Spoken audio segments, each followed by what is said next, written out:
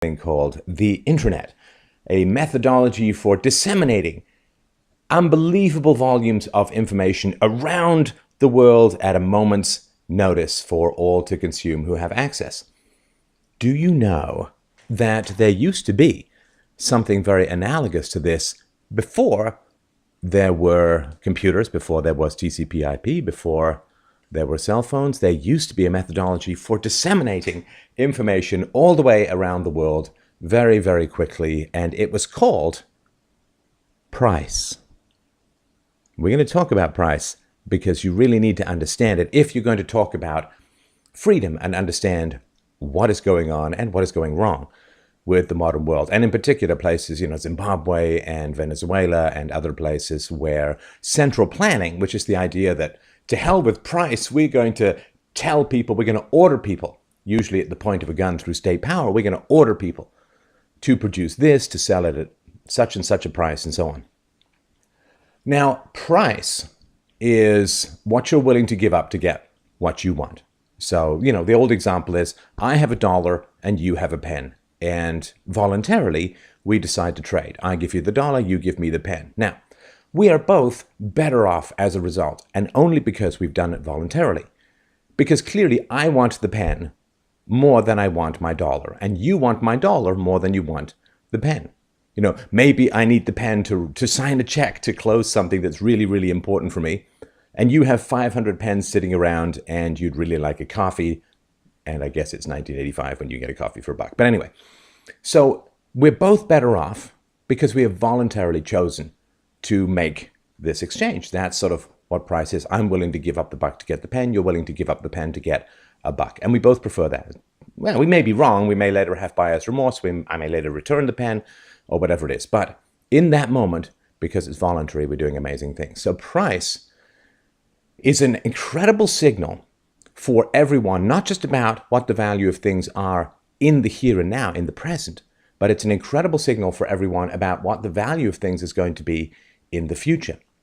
Because not only do things have a price, but time itself has a price. I'm not just talking about in terms of watches, but time, or the magazine, but time itself has a price. And the price of time is called interest rates. So interest rates is how much you want to pay to have money now rather than later. If you have an interest rate of 10%, then you'd rather have the money now, and you're willing to pay $10 on 100 to have the money now rather than later. And that's really important. And we have a time preference for things in the here and now because, the grim reaper marches inevitably forward. We're going to die, and so we'd rather have things now. If we lived forever, probably wouldn't have as many time preferences, but we're mortal, so we would rather have things now. Like, how much would you pay for to give someone money? How much would you charge, to give someone money who will give it back to you in 100 years? Well, unless you're a government, right, and using it to bribe the voting population, nothing, because you won't be alive probably in 100 years, so not such a good deal.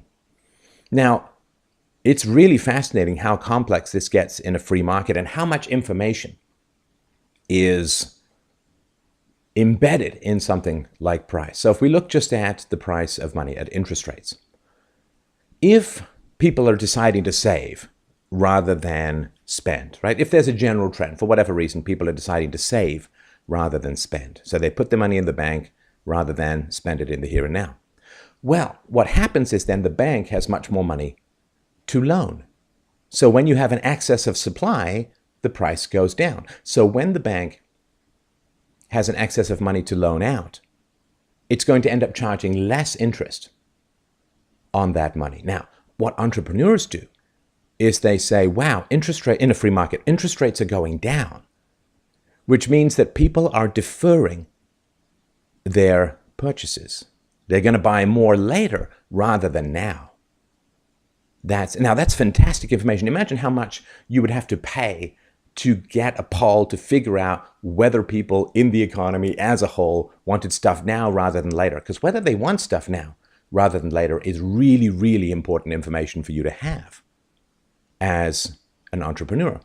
So let's say you have a factory. If people want your goods now rather than later, then you're not going to upgrade your factory. You're not going to buy new capital equipment. You're going to just pump out whatever widgets you're pumping out and hit the marketplace hard, and people will snap them up. But if interest rates are low, two things happen that are very cool. Number one is you say, okay, well, people don't want my widgets as much right now, but they will want them at some point in the future. People save usually in order to spend at some point. Even if they die suddenly, their kids get the money, the kids will probably spend it. So when interest rates go down in a free market, you as an entrepreneur, you say, okay, people want a few of my widgets now, but they'll want more of them later. So now is the time for me to upgrade my widget production. Because people aren't buying much now, but they're buying more later. So I'm going to get ready to make twice the number of widgets. I'm going to spend $5 million upgrading my factory so I can produce 5 million widgets later. What's cool about this is you usually will borrow the money to upgrade your factory.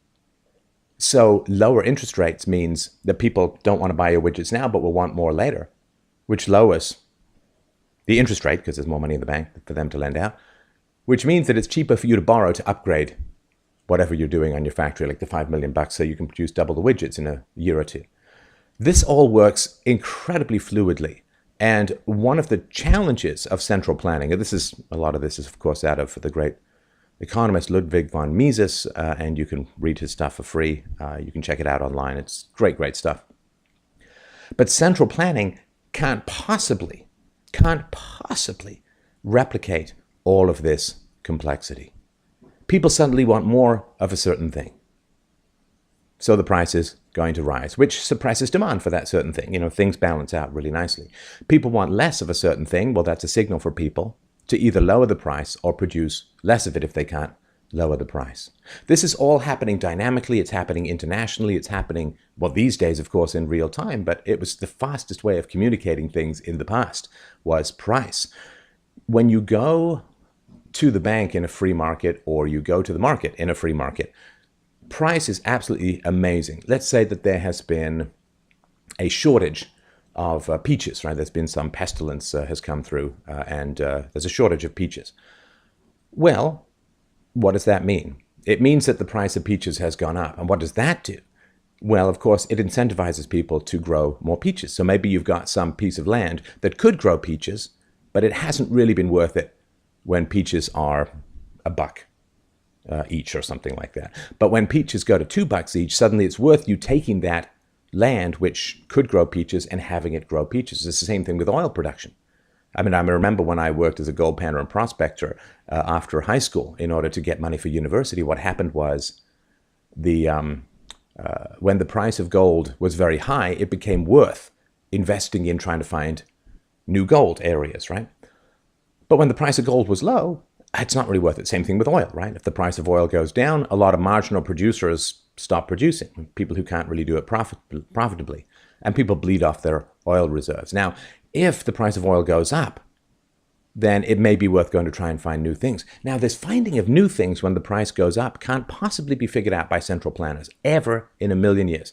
Central planners, or people who want to set the price or the productivity of things, they can't know you have some field in your back 40 that could produce peaches, but only produce peaches when the price of them goes over a certain amount. They can't possibly know that. They can't know that you have a bunch of, I don't know, scrap iron in your backyard, and when the price of iron goes high enough, it's worth you gathering that up and dropping it off to be resmelted. They can't know any of this stuff. They can't know all the hidden stuff that arises out of individual motivations that are stimulated by price. So when people start to talk about central planning and have the government do this and have the government force people to do that and tax from here and subsidize this, all of these things mess with incentives. They mess with this incredibly delicate, powerful spider web of information that passes for free pretty much around the world in the form of price. And when you start messing with price, you start messing with supply and demand. And when you start messing with supply and demand, you start messing with the capacity of human beings to actually live. Because when you demand food and there's no supply of food because the government have messed up the price system so much, you're going to die. And